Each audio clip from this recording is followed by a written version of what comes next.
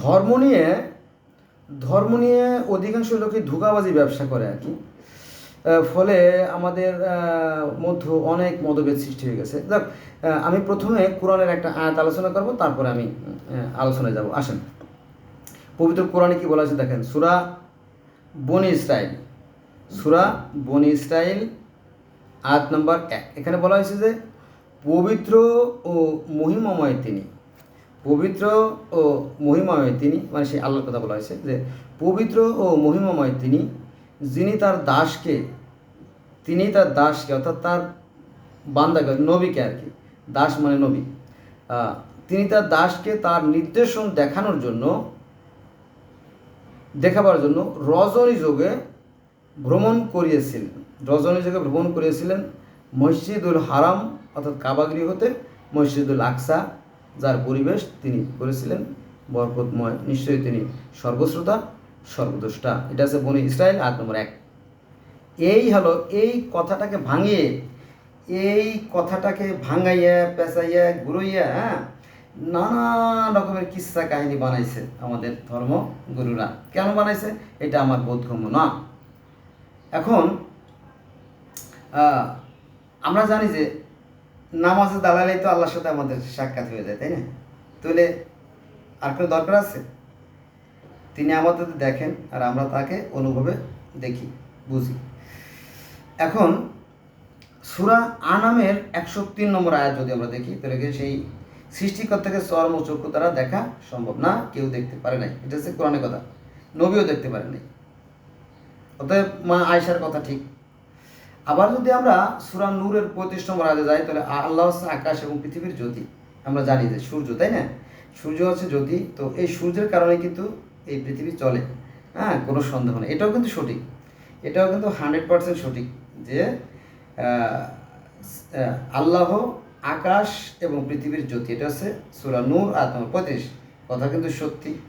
এবং সূরা আনামের 103 নম্বর আয়াতে বলা হয়েছে সৃষ্টিকর্তাকে চরম সত্যি। এই কথাও সত্যি। কারণ কি, আমরা অন্য শত শত হাজার হাজার ধর্ম ঘেরে দেখছি, তারা ওই একই কথা বলে, তাই না? তাহলে 100 মানুষের ভিতরে যদি 99 লোক যদি একই কথা বলে, তাহলে কি বুঝতে হবে ব্যাপারটা কি সঠিক, তাই না? এটা তো সৃষ্টিকর্তাকে চরম সত্যি দেখা সম্ভব না।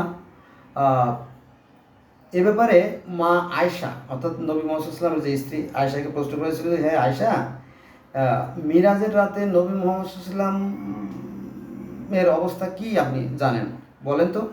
বললো যে যদি কেউ বলে যে তিনি আল্লাহকে দেখেছেন, তাহলে মিথ্যে কথা বলে সে। তিনি মিরাজের রাতে তিনি ঘরে শুয়েই ছিলেন, তিনি কি স্বপ্নযোগে আল্লাহকে দেখেছেন। এইটা ঠিক আছে, হ্যাঁ। কিন্তু অন্যান্য লোকেরা এই ব্যাপারে অনেক মানে মন গড়া কথাবার্তা বলে। এটা তাদের একান্ত ব্যক্তিগত ব্যাপার, বা সাধারণ মানুষকে কিচ্ছা কাহিনী শোনাজোর করে থাকে। এটা আমি জানি না, এ ব্যাপারে কোরআনে যা পাইছি আমি সেটা বললাম আর কি।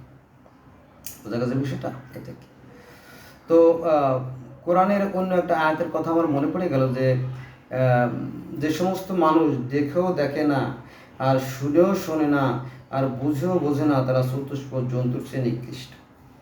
দেখেন, এই যে আমি এই গোলকটা রাখি মাঝে মাঝে কাজে লাগে, কারণ আমরা তো এই পৃথিবীর বাসিন্দা, তাই না? আর এই যে আমাদের মামা, এই যে চাঁদ মামা, এটা হচ্ছে চাঁদ মামা, এটা হচ্ছে আমাদের মামা চাঁদ মামা। এটার কি আমাদের পৃথিবী, আর সূর্য মামা তো অনেক উঠতে, তাই না? সূর্য মামা অনেক দূরে আছে, এটা আপনারা জানেন। এই যে আলো, মনে করেন যে সূর্য তুল্য। তো এই পৃথিবীর প্রত্যেকটা মানুষ সুখে হাসে, দুঃখে কাঁদে, শীতে কাঁপে, প্রত্যেকের অনুভূতি একই, তাই না? তো সেই হিসাবে আমরা এই 800 কোটি মানুষ আসলে আমরা একই স্রষ্টার সৃষ্টি। অতএব চলেন আমরা ধর্ম নিয়ে বাড়াবাড়ি না করি। আমি কোরআন থেকে আরও কয়েকটা আয়াত আলোচনা করি। দেখেন, নবী মুহাম্মদ সাল্লাল্লাহু আলাইহি ওয়াসাল্লাম বলতেছেন, আমি তো কেবল একজন মানুষ, একজন রাসূল। এটা আছে বনি ইসরাইলের 93 নম্বর আয়াতে। আবার মনে করেন যে আল্লাহ বলতেছে নবীরে, তুমি বলো আমি তো একজন মানুষ তোমাদের মতোই। এটা আছে সূরা কাহাফের 110 নম্বর আয়াতে। আরেকটা আয়াত বলি, তোমার পূর্বে আল্লাহ এটা এটা আবার আল্লাহর কথা। তোমার পূর্বে আমি তাদের সহ, তাদের মেসেজ সহ বা কোরআন সহ বা কোরআনের মতো অনুরূপ কোনো কিতাব সহ মানুষই পাঠিয়েছিলাম। এটা আছে আপনার সূরা আম্বিয়া আয়াত নম্বর 7।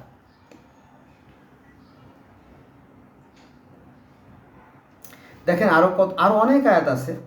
তোমার পূর্বে আমি অনেক রাসূল পাঠিয়েছি যাদেরকে ঠাট্টা বিদ্রুপ করা হয়েছিল।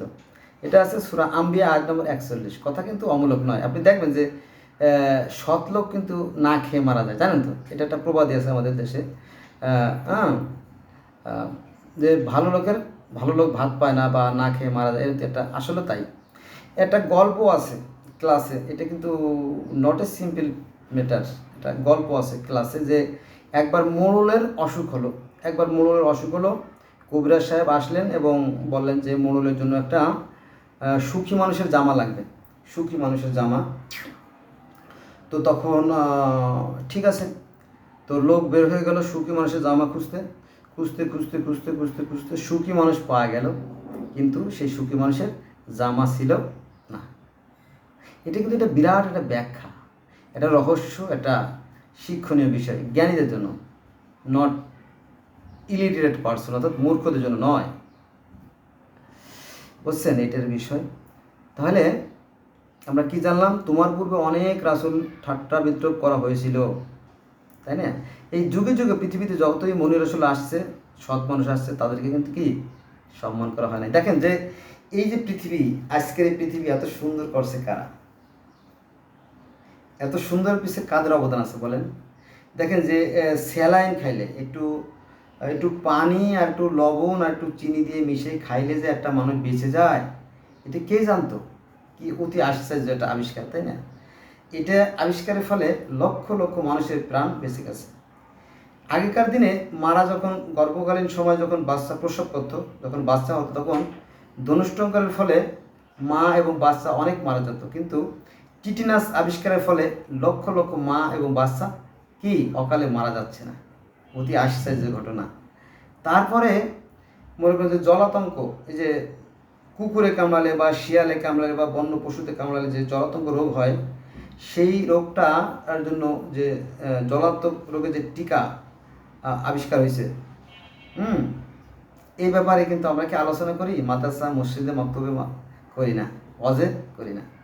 তারপরে মনে করেন যে এই যে এই মোবাইল আবিষ্কারের ফলে গোটা পৃথিবী, not only earth but also others place, যেমন সেই মহাশূন্যে নভোচারীরা কীভাবে কী কাজবাজ করতেছে, কীভাবে তারা যায়, কীভাবে তারা কার্যকলাপ কলে, সেগুলো আমরা ঘরে বসে দেখতে পাচ্ছি। তারপরে মহাসমুদ্রের মতো সাবমেরিন নিয়ে বা অন্যান্য যানবাহন নিয়ে তারা কীভাবে যায়, কীভাবে অদ্ভুত অদ্ভুত জীব জন্তু আমরা দেখতে পাচ্ছি। অতি আশ্চর্যের বিষয় না? এটা নিয়ে কি আমরা আলোচনা করি না? আমরা মুসলমানরা এগুলো করি না। আমরা বিজ্ঞানের বিরোধী, ফলে আমরা পিছিয়ে পড়ে আছি শুধুমাত্র এই বিজ্ঞান চর্চা না করার কারণে। তো বন্ধুরা, আমার ভিডিও যারা দেখছেন তাদেরকে অনুরোধ করবো, আসেন আমরা বেশি বেশি বিজ্ঞান চর্চা করি এবং আমাদেরকে সন্তানদেরকে বিজ্ঞান চর্চা করতে উৎসাহিত করি, ভবিষ্যৎ প্রজন্মের আরও উন্নতি এবং কল্যাণের জন্য। বুঝছেন? এই ধোঁকাবাজ এক শ্রেণীর লোক আছে, আমি নাম বলবো না, বললে আবার মাইন্ড করবেন। তো এদের থেকে সাবধান থাকবেন, আপনার বিবেকে কাজে লাগাবেন। তাহলে দেখলাম যে সৎ লোকের ভাত নাই, তাই না? ঠিক কিনা? কোরআন তো তাই বলে, তাই না? আল্লাহ পাক তো তাই বলতেছে যে আমি জালেম অধ্যুষিত কত জনপদ ধ্বংস করে দিয়েছি এবং তারপরে অপর জাতি সৃষ্টি করেছি। এটা আছে সূরা আম্বিয়া আয়াত নম্বর 11। বোঝা গেছে? যখন এখানে একটা কথা বলা দরকার, সেটা হচ্ছে যে বড় দয়াময় প্রভু জালিম পাপীকে অতি সত্বর শাস্তি দেয় না কবু, দেয় অনুতাপ আর সংসদের দুরন্ত অবকাশ, তারপরে দুর্বিনীতের জীবনে আসে অভিশাপ। এই কথাটাই আবার অন্যান্য অনেক ভাইয়েরা এইভাবে বলেন যে আল্লাহ পাক ছাড় দেন কিন্তু ছেড়ে দেন না। কথাটা সত্য, ঠিক আছে? তাহলে আমরা দেখলাম যে পৃথিবীতে সৎ লোকের ভাত কোনো কালেই ছিল না, এখনও নাই, ভবিষ্যতেও থাকবে না। কিন্তু কি এর একটা রেজাল্ট তো অবশ্যই আছে, তাই না? সেটা নিঃসন্দেহে ভালো হবে। কারণ আল্লাহ পাক কাদের সাথে থাকেন? ধৈর্যশীলদের সাথে থাকেন। এটা কার কথা? আল্লাহর কথা, কোরআনের কথা। বন্ধুরা, আজকে এই বন্ধু রইল, সবাই ভালো থাকবেন।